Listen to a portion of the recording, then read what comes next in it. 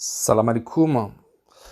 Alors, je vais vous donner la définition de c'est quoi un messager d'Allah. Mais déjà, en fait, premièrement, en préambule, j'aimerais dire un truc. C'est vrai que dernièrement, j'ai fait pas mal de vidéos pas très sérieuses. Et j'ai deux, trois raisons pour ça. C'est que durant les mois d'été, en fait, à partir du mois de fin avril, vers avril, mai, juin, là où il faut se lever très tôt pour faire la prière, j'ai beaucoup de mal à me concentrer parce que ça me claque. En fait, je suis pas, voilà, je suis pas habitué à me lever très très tôt. Et en fait, voilà, comme je me lève tôt, je suis claqué, j'ai pas l'énergie de me concentrer pour faire des choses très sérieuses. Et vous allez même remarquer que si vous fouillez dans les archives, les vidéos où je fais des vidéos assez sérieuses, enfin, en tout cas plus sérieuses que ces derniers temps, bah, c'est toujours en hiver, hein. Donc voilà, c'est une des premières raisons. Après, dans mes vidéos comment dire, parodiques, on va dire ça comme ça, j'essaie toujours je dis pas que je mets de la vérité, mais je mets toujours, voilà, même si je taquine un peu, c'est pour essayer de dire des choses, hein. Mais par contre, je sais pas si vous connaissez les dessins animés comme le dessin animé Nicky Larson que je regardais lorsque j'avais 12 ans ou 12 14 ans, qui passait au Club Dorothée. Nicky Larson, c'est un gars à la fois très très sérieux quand il s'agit de choses sérieuses, et aussi il est capable de faire le clown et d'être un peu, voilà, un peu obsédé avec les femmes. Bon, je suis pas, voilà, je suis pas Nicky Larson, mais c'est-à-dire que j'ai un côté aussi très très sérieux que je dis pas que je cache par modestie, hein. Non, mais c'est pas ça, c'est que je prends très au sérieux, hein, la religion, et je prends très au sérieux le châtiment, et je prends, voilà, c'est vrai que le côté très sérieux, j'en fais pas, comment dire, une espèce de parure, je mets pas ça en avant. Ouais, c'est un peu paradoxal, hein. Je mets plutôt en avant le côté un peu clownesque, hein. Mais, mais justement, c'est un peu le truc qui m'intéresse, c'est que c'est que en fait, les apparences ne m'intéressent pas. Moi, c'est la vérité qui m'intéresse, et je pense que la plupart des gens sont sont trompés beaucoup plus par les apparences plutôt que par voilà, ils ne recherchent pas la vérité. En fait, ils vont dire de leur bouche, oui, je recherche la vérité, alors que non, ils recherchent les apparences. Les apparences, pour la très très grande majorité, c'est ça qui compte. Bon, maintenant, on va s'attarder assez rapidement, hein. Je vais pas trop m'attarder sur ce verset, sur c'est quoi un message d'Allah, parce que le verset, il est là, et on va juste le lire, et on va pas, voilà, on va pas rester 3 heures parce que c'est tellement limpide, hein. Mais c'est aussi pour dire que c'est sérieux, hein. Quand une personne dit qu'il est un messager d'Allah, c'est pas n'importe quoi, parce que bien sûr, plusieurs versets dans le Coran disent obéissez à Allah et obéissez au messager. Mais pourquoi on doit obéir au messager? Est-ce que c'est la personne du messager qui doit être obéie, ou est-ce que c'est comment dire, le message, hein? Le message, il y a dans le message ce que Allah a conçu, hein? Donc, quand on dit obéissez à Allah et obéissez au messager, en gros, le messager, c'est celui qui transmet le message d'Allah. Donc, on obéit au message d'Allah. On n'obéit pas forcément à l'humain. Enfin, si.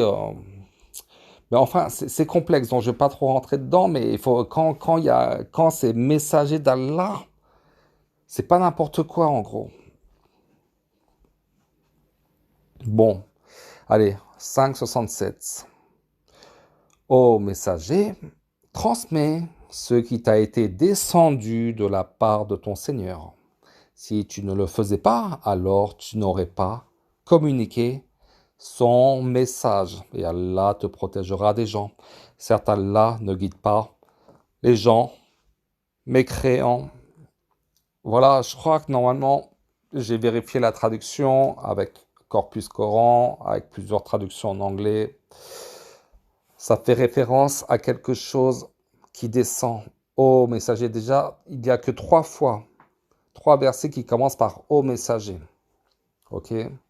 Après, c'est transmet ce qui t'a été descendu. Descendu, c'est très important. C'est-à-dire que le message, il a été conçu dans le monde supérieur, on va dire, dans le monde qu'on ne voit pas.